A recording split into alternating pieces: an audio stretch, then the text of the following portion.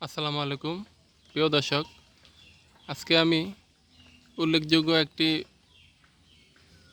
ঔষধি ফল নিয়ে আলোচনা করব। এটা হচ্ছে তিন ফল।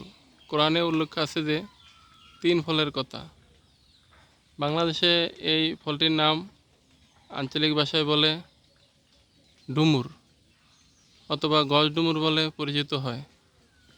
তো আমি একটু জুম করে দেখাচ্ছি। দেখুন, লটকনের মতো দেখতে, কিন্তু লটকন না, ঔষধি ফল ডুমুর। এই ডুমুর ফল ডায়াবেটিস নিয়ন্ত্রণ করতে সহায়তা করে এবং অন্যান্য রোগের উপকারিতা রয়েছে। দেখুন থোকা থোকা কীভাবে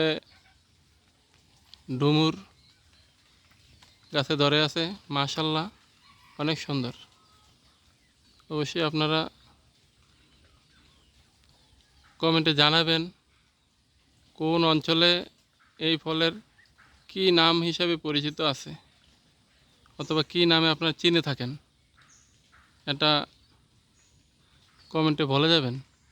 আমাদের আঞ্চলিক ভাষায় এটাকে বলে গজডুম্বুর এবং ডুমুর ফল হিসাবে পরিচিত।